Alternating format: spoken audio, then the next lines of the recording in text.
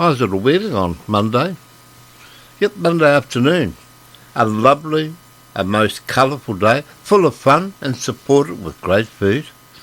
It actually was a friend of mine marrying his long-time Thai partner. Sitting next to me was a school teacher.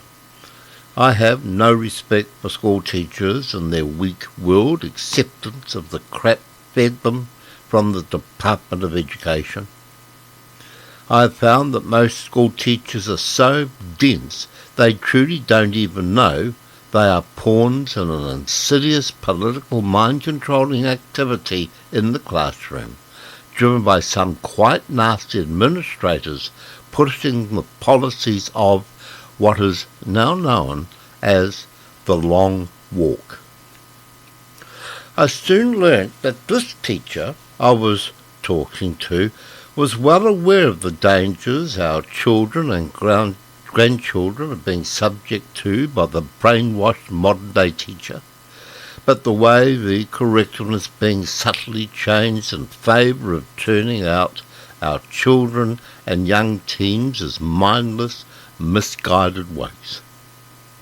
The modern-day teacher considers themselves as missionaries to change the thinking of these children and young adults to be as compliant and as gutless to authority like they themselves have succumbed. This particular person, yes, this particular school teacher, said she just loves the job and teaching the kids, and she hopes she may be able to keep some of the honesty in these young minds and try to prevent their complete contamination by the irresponsible teaching practices of the already brainwashed teaching staff. She is aware that she is a dwindling group of uncontaminated school teachers. Of course, being a daughter of a fisherman as well as a Welshman gave her a very strong understanding of what the world is truly like. A world full of bumps, scratches and warts. Not teaching a curriculum, subjects being rewritten and changed to suit the dishonest wokes' view of reality. I asked my newfound teaching friend, the school teacher, her views on her class wearing face masks. She believes it is the most cruel and stupid thing to enforce on our children. The kids hate them, and in a matter of a short time, most have their masks down on their chins. She told me they have so many woke members of staff who have tried to split the school roll in half to keep the two separate groups apart. At her school, the two groups of 400 children per group are herded through separate doors and even have their lunch breaks at different times to avoid contact. She told me that these woke teachers seem absolutely unaware how futile this whole thing actually is. Children from the same family are separated into the two different groups. Their friends from the family bubble are also separated from each other in the two groups, and these kids from the different groups, they actually just go and mix and play with each other after school, and none of them are wearing masks. Now point this out to the modern-day school teacher who supports such illogical nonsense, and they dismiss this observation as mischief. She actually told me that she has stopped using the staff room as she finds this new breed of teacher completely lacking in common sense and is politically barren. She has her tea and lunch break with the only other staff member who is not a New World brainwashed educationalist, and that happens to be the Headmasters PA.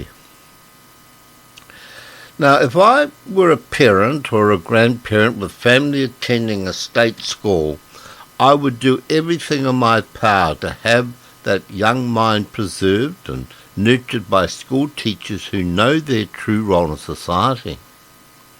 And please don't be fooled. the university lecturer is equally misguided and brainwashed also by an evil, mind-twisted system. As a parent or guardian, it is a true concern to all of us that we have a bunch of misinformed malcontents forcing our children and grandchildren to wear masks. The latest complete research and testing of mask wearing again proves just how futile the wearing of supermarket or online cotton masks truly is.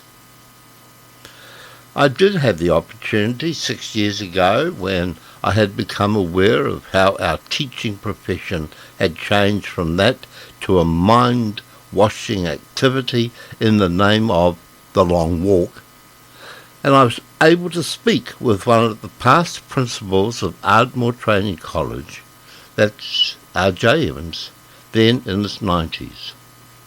He was very sad to how his beloved profession had been destroyed by irresponsible individuals in the ministry, along with the brainwashing teachers who seemed more interested to indoctrinate our children rather than to educate our children.